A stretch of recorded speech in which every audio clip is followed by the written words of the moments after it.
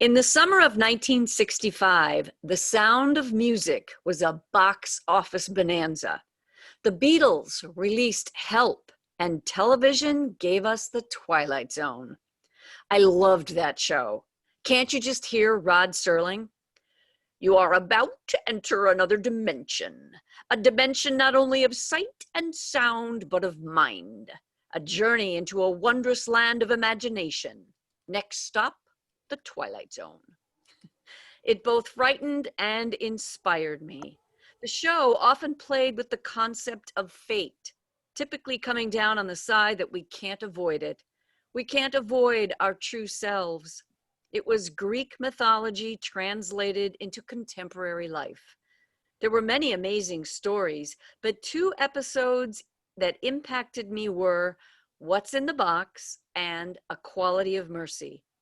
The first is a story of an average cab driver in a miserable existence. And the second is about soldiers during World War II and presents the argument that we are more like our enemies than not. It's something worth examining in this era of division and hate. These stories helped me develop self-awareness. Today's blog continues along that fateful summer in 1965, in which I stepped closer into impulsive behavior. Let's get to it. After my brother's ordeal with the law, things settled remarkably fast. He was fully ensconced at military academy. My sister, entering her first year of college, began dorm life. And with both my older siblings gone, there were no more dramatic arguments and slamming of doors. It also meant that the stream of teenagers in and out of our house stopped. There was space. I suspect my mother felt a weight lifted off her shoulders. I thought she and I'd do things together, as she'd had with my sister. They'd talk late into the night about life, literature, politics, and love, all while drinking coffee and smoking cigarettes. I longed for that closeness. When they sat around the kitchen table, coffee cups in hand and readying for a night of conversation, I was sent away and told I was too young to understand. Fair enough. At age 11, I was too young mentally to hold my own. But I held out hope that my mother and I would rescue our fading relationship in the vacuum left by my departed siblings. It didn't turn out that way. A man named Jim became a part of the collection of graduate students, Jesuit priests, and English teachers that hung out with my mother.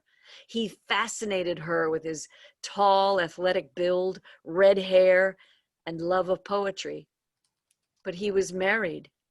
He wasn't the first married man my mother had an affair with, but he was the youngest. They began a tempestuous love affair. In fairness, she was an attractive divorcee, free to date who she chose. But being a child of divorce, how a parent dates matters. Young minds weave the world together by observing adults, and there were things about Jim that began to bother me.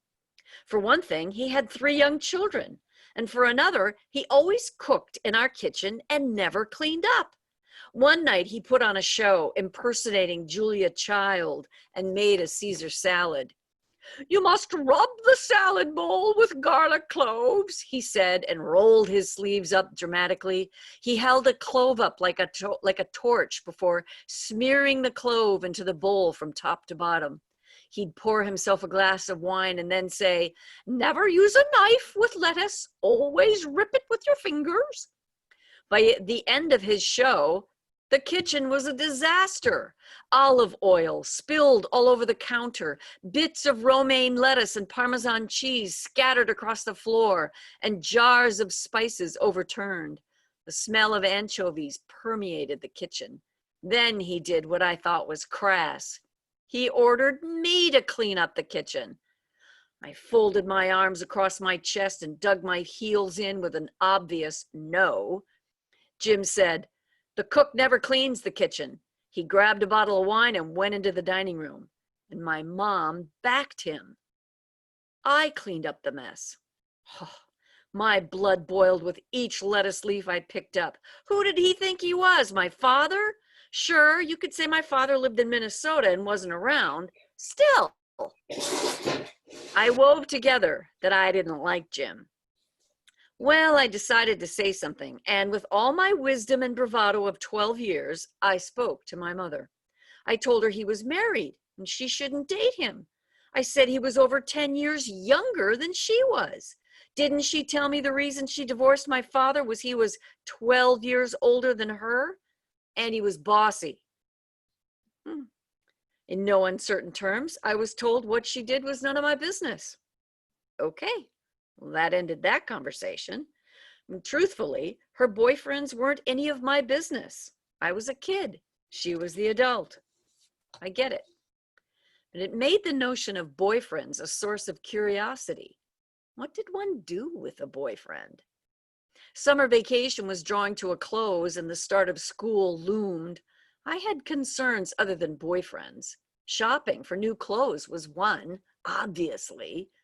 As I mentioned in my previous post, Tina and Chuck spearheaded the running group, and after jogging the cross-country track, our little gang of 12-year-olds went to the market. I discovered Tina had light fingers and stole little things while we strolled along the aisles. Things like gum, chapstick, or a small candy bar. It gave her an aura of being dangerous and exciting. It gave her attention. I wanted attention. I was in my late 20s before I figured out wanting something was better than having that very thing.